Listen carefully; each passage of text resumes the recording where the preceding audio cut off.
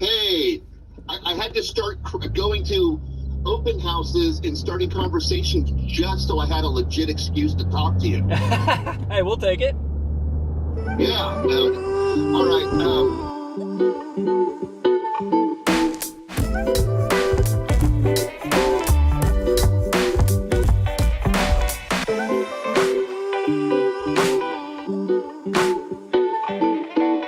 So at least once a week, I try to have an office day. That's like a true office day where I basically just get a bunch of stuff done. And today's that day. So last night was pretty cool. We had a worship night with our church. So we got to lead that. So that was a long set, but it was super fun. So my voice is a little bit hoarse this morning, but it was a great time. And today, slept in a little bit. Obviously, the perks of being a loan officer is you can do that some days.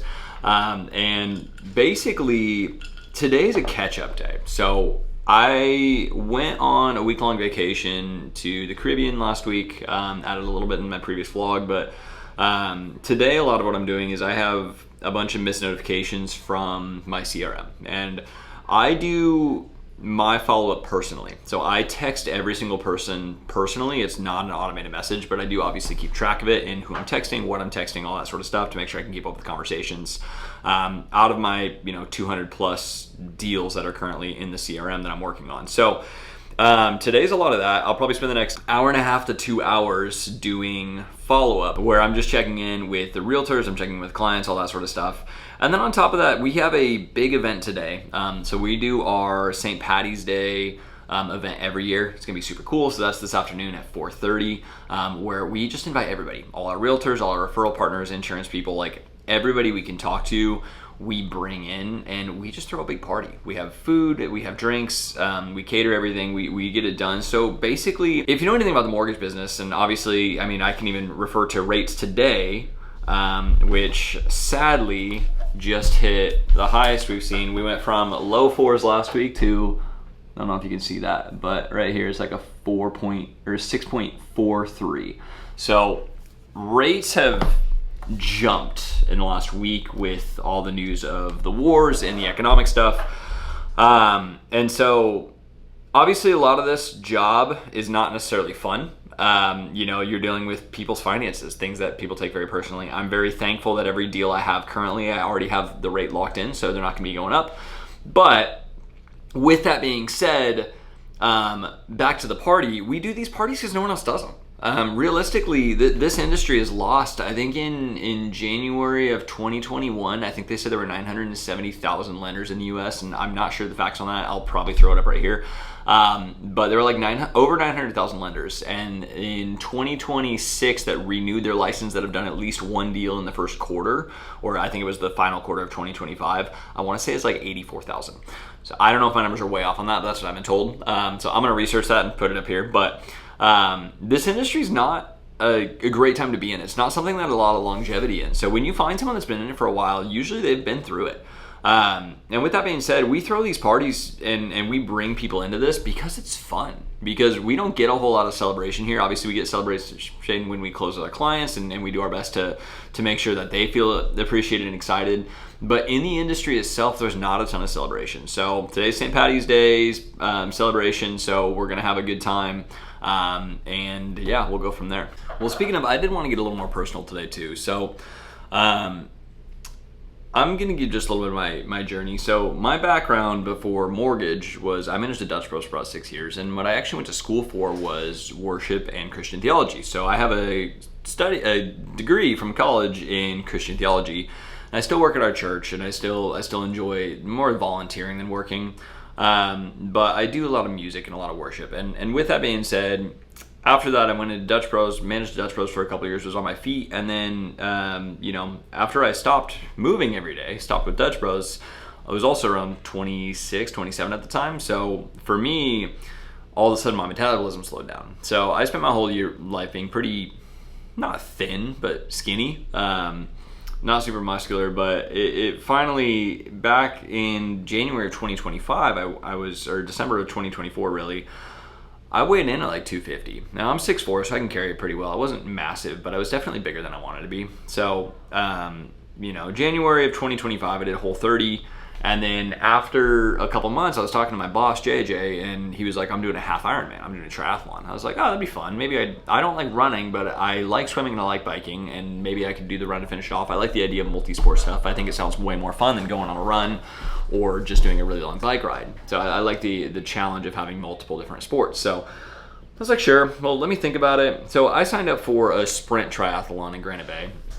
It was a 3/4 mile swim, an 11-mile bike, and a 5-mile run. The run was the only thing I was worried about. So I trained a little bit on running. I got up to be able to run about 3 miles, and then I would hit my wall. But I hit my wall running after about a mile and ended up walking most of it.